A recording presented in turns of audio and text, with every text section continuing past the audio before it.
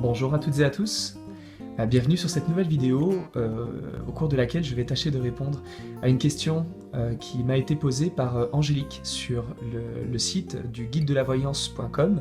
Si vous ne connaissez pas le guide de la voyance, je vous invite à aller y faire un saut et vous pouvez y déposer vos interrogations auxquelles je tâcherai de répondre via des vidéos comme celle-ci.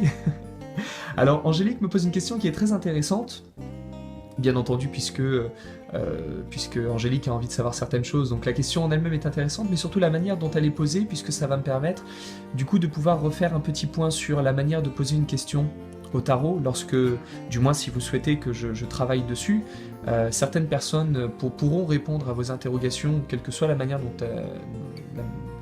dont la question est formulée. Pour ma part, j'ai quelques exigences sur la manière dont la question peut être posée, et du coup, la question qui, bien que très intéressante, posée par Angélique, va mériter une petite reformulation pour que je puisse y répondre de manière efficace. Si vous regardez déjà dans mes vidéos déjà postées sur la chaîne YouTube, il y a une vidéo où je parle justement de la manière de tourner une interrogation selon différents critères. Là aujourd'hui, Angélique me demande si elle va réussir son concours professionnel. Alors c'est une question intéressante puisque déjà bien entendu ça la concerne, c'est quelque chose qui la regarde elle. Par contre je n'ai aucun détail sur on va dire le cadre de ce diplôme, le cadre de ce test-là, et du coup je ne sais pas dans quel milieu Angélique souhaite travailler, ce qui est un premier problème, puisque le tarot lui s'exprime avec vraiment des images et des symboles, et lorsque vous avez vos cartes sous les yeux, chaque carte va donner un domaine précis. Par exemple ici on va voir la communication, ici on peut voir la gestion du matériel, ici on peut voir le travail avec les animaux, là on peut voir les voyages, le tourisme. Et si effectivement on n'a pas le contexte qui est donné, on peut passer à côté de beaucoup d'informations et on peut rater malheureusement le message à donner, on peut ne pas comprendre correctement le message du tarot. Donc si vous avez une question à poser, donnez des détails sur le contexte, sur ce qui entoure la question, sur éventuellement la finalité. Là, Angélique veut passer un concours, elle souhaite le réussir bien entendu, mais on ne sait pas dans quel domaine, c'est un problème. Ensuite, le deuxième petit problème est que c'est une question qui appelle à une réponse en oui ou non. Et comme je le demande à chaque fois, si je vous réponds oui, ça va faire quoi? Et si je vous réponds non, ça va faire quoi? Généralement, dans un cas comme dans un autre, ça va pas changer grand-chose. Soit vous attendrez avec envie, soit vous attendrez en étant déprimé. Ce qui fait que du coup, ça ne changera pas votre manière de faire. Donc là, on tombe sur deux embûches. Le fait qu'il nous manque le cadre et le fait que la question soit posée en nous laissant en fait en tant que spectateur.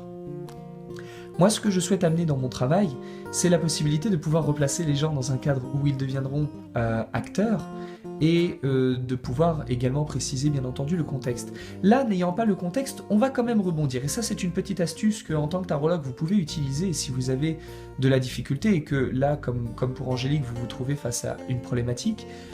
On va utiliser le tarot comme un miroir de ce que va vivre Angélique quand elle aura le résultat de son concours. Là, à ce moment-là, on n'a pas besoin de savoir le contexte. Bien entendu, c'est intéressant de le connaître. Donc, simplement, ce que je vais demander, c'est, à l'annonce du résultat, que va vivre Angélique si on ne change rien? Et après, on verra ce qu'on peut changer. Que va vivre Angélique? Comment va se sentir Angélique au moment de l'annonce du résultat?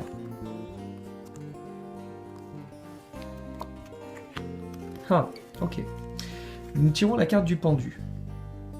Le pendu est une carte qui va nous parler, entre autres, d'attente, mais aussi d'incapacité à pouvoir changer les choses. Il y a une certaine forme de déception avec le pendu, dans le sens où j'aimerais bien pouvoir me dépêtrer un petit peu de cette situation, mais finalement, la situation est bloquée et je n'ai pas grand-chose d'autre à faire que de patienter.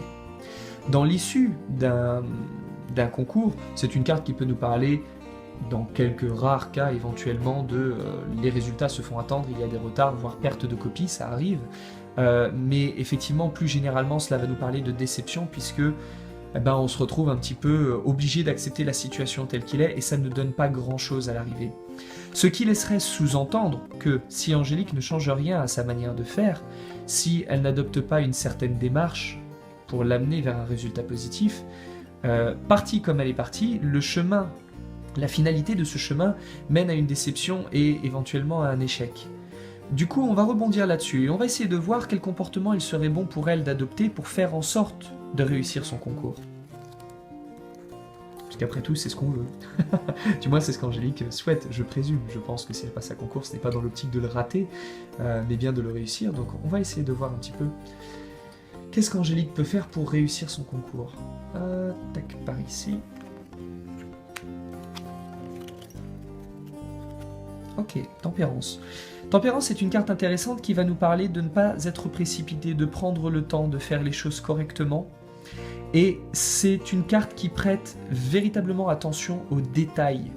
C'est-à-dire pas les généralités, c'est plutôt au contraire les petites choses sur lesquelles on croit qu'on va pouvoir, on va dire, se substituer, voilà, bon, c'est bon, t'inquiète pas, ça ira très bien, ça c'est juste du détail, c'est pas important. Le problème c'est que c'est justement ces petits détails-là qui vont être problématiques. Aussi, j'ai autre chose qui transparaît avec la carte de tempérance. Alors on a la notion bien entendu de prêter attention aux détails, aux petits infimes points sur lesquels on pense que ça n'est pas important parce qu'au contraire ça le sera. Mais on a aussi l'idée de ne pas travailler seul, travailler en communication avec quelqu'un d'autre, quelqu'un qui pourra faire l'intermédiaire entre nos problèmes, nos difficultés et nos solutions.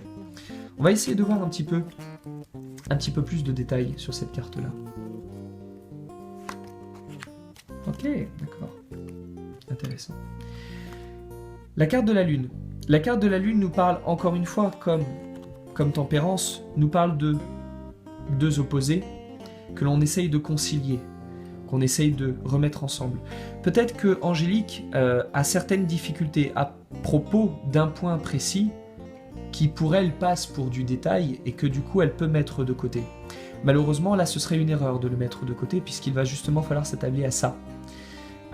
Angélique, en conseil, moi ce que je pourrais vous donner, c'est essayer de voir si autour de vous et dans le travail que vous avez à faire pour mener à bien ce concours, si par exemple il n'y aurait pas des personnes qui pourraient justement avoir en force ce que vous avez en faiblesse, ou qui connaissent très bien les points de détail qui pour vous ne sont que des détails et que du coup vous n'avez pas peaufiné.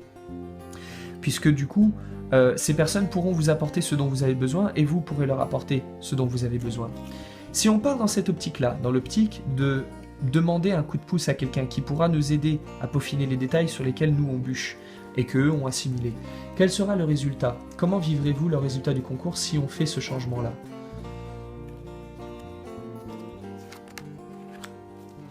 Ah, plus intéressant déjà. Ok. À ce moment-là, on se retrouve dans un cadre déjà premièrement où on est entouré de monde. La carte de l'amoureux, c'est un petit peu une carte de félicitations où les gens sont autour de nous, nous congratulent pour ce qui a été fait, et en plus de ça qui nous permet ensuite d'avoir des nouveaux projets en tête. Si on imagine un petit peu cette carte comme un peu l'image d'une bande dessinée, je sais pas si vous lisez des BD, mais on a toujours les petits personnages avec comme une bulle au-dessus de la tête, avec le contenu. Et là, ici, dans le contenu de la bulle, nous avons un enfant comme l'idée, le projet, l'envie de quelque chose de nouveau. Donc à ce moment-là, le concours pourra être réussi si effectivement on s'entoure des bonnes personnes qui vont nous aider justement à peaufiner ces fichus détails sur lesquels on a tendance à échouer malheureusement. Donc, Angélique, je terminerai en vous disant, en faisant un petit récapitulatif, ne négligez surtout pas ce que vous considérez être comme c'est un détail dans mon cours, c'est un détail dans ce qu'on va me demander, puisque au contraire, ça peut être justement ça qui va vous faire chuter. Entourez-vous des personnes pour qui vos faiblesses sont une force et pour qui vos forces sont une faiblesse. Voilà, pour que vous puissiez échanger, les forces que vous aurez, vous pourrez leur donner des conseils et vous, sur vos faiblesses, ils pourront vous conseiller. Soyez entourés correctement et en finalité, on pourra avoir cette histoire de congratulation premièrement, mais aussi deuxièmement d'un projet derrière qui va pouvoir naître. Puisque moi j'ai la sensation que ce projet ne mènera pas que... ce concours ne mènera pas que à tout de suite l'accès à une profession, mais à plutôt l'idée voilà, de avec ça, avec ce concours-là, je vais pouvoir faire tel boulot ou tel boulot, je vais pouvoir aller à tel endroit. Le résultat du concours va mener à autre chose derrière. Et c'est bien de pouvoir du coup s'entourer de personnes qui positivement pourront nous apporter un certain attrait là-dessus. Donc ne lésinez surtout pas sur les points que vous pouvez considérer comme étant des détails, puisque ces petits détails sont justement la faiblesse problématique qu'il va falloir pallier très rapidement. Voilà Angélique, j'espère que ça apporte quelques petites informations concernant votre interrogation. N'hésitez pas bien entendu à me tenir au courant, m'envoyer un petit message pour me dire ce que vous en avez pensé. Et puis bien entendu pour me donner le résultat du concours, ce sera toujours intéressant à savoir. Et puis quant à nous, on se retrouve très prochainement pour une nouvelle vidéo, une nouvelle interrogation. Et bien entendu, je vous invite à m'envoyer vos questions. Je tâcherai d'y répondre dès que possible, bien que le temps me soit un peu limité.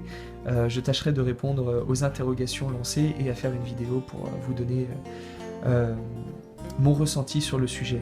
Et je vous invite encore une fois à aller revoir les autres vidéos que j'ai postées sur ma chaîne YouTube pour voir comment axer une question et pouvoir voir les réponses que je suis en mesure de vous apporter avec le tarot.